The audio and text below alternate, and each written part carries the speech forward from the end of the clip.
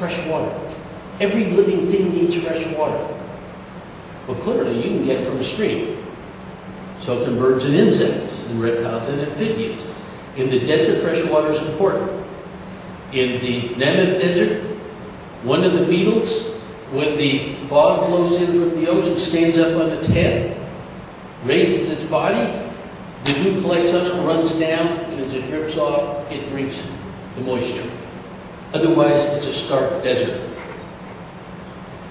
Along the coast, the seagulls eat salty food, but they need fresh water. There's none to drink.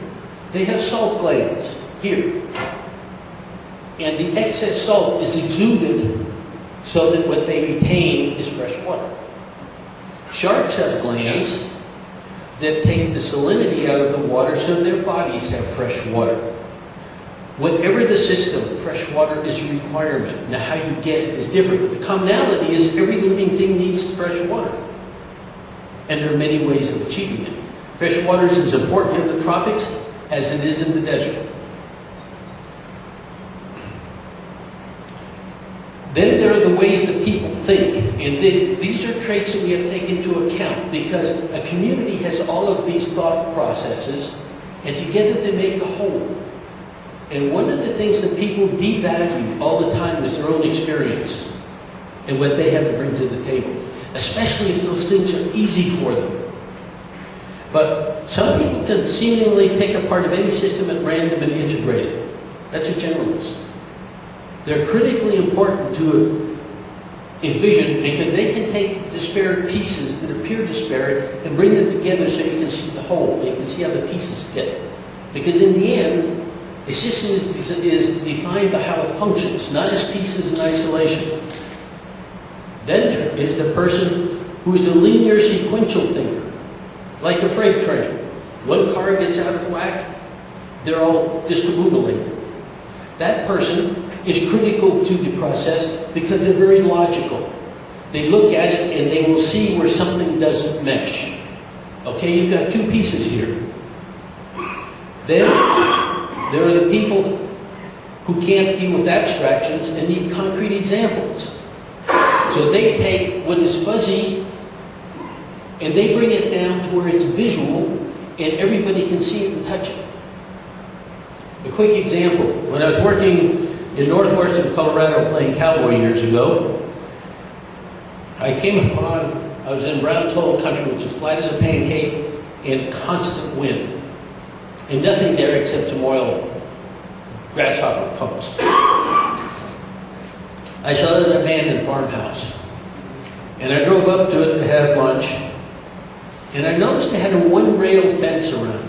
And that made no sense to me at all because livestock could get underneath it. And it was a ranch house. So I went through the creaky gate to explore the house and find out what the house held and what it might tell me. And it didn't tell me a thing. It was a haunted, windowless, old, rickety, weather-beaten house. It moaned when the wind blew through it. So I walked back out to get my lunch, and when I went through the gate, I understood.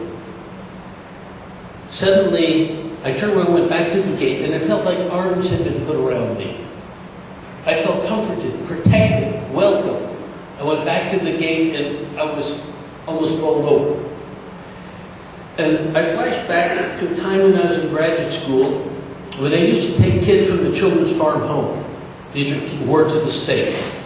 Take the little boys and girls out on nature walks. And one day, I saw a little 7-year-old boy sitting on a step, crying, his arm in a cast. His father, who was an alcoholic, had beaten him up. I sat down next to him and asked him why he was crying. And he said, I miss my daddy, I want to go home. And I came from an abusive family, and I couldn't understand that. That made no sense to me. So I said, if your daddy beats you up and breaks your arm, why do you want to go home? And he thought about it for a moment, and then he said the most profound thing. I guess it's because I always know what to expect. This was a 7-year-old. I always know what to expect. He had learned how to cope with being beaten. And I said, but look, nobody here is going to hurt you. That was beside the point. The world was so big and so unknown to him, it frightened him more than living with an alcoholic father. Then I understood the fence. The people built that fence not to keep livestock out, to keep space out. This indeterminable space this house was plunked in the middle of was so big and open they couldn't deal with it. So they built the fence to give themselves a human scale. When you're inside the fence, they felt protected from space. That's what a vision does for a community. It gives it a human scale for an undefinable future. In a universe that is so big and so complicated, it's frightening. It's a psychological fence. It's an emotional fence. A community builds in order to have a human scale and feel they have some control over where they're headed and how to get there. That's critically important. And that's what, and then the specialist is the one who would build the fence.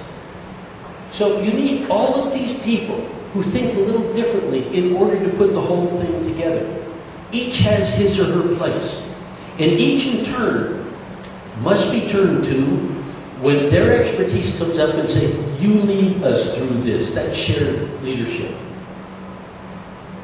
If it's a mechanical problem, the mechanic's in charge. If it's a psychological problem, maybe a counselor's in charge. If it's an electrical problem, the electrician's in charge. The community has to share leadership, which means they have to trust. A community is built on trust. If it can't trust, you don't have a community.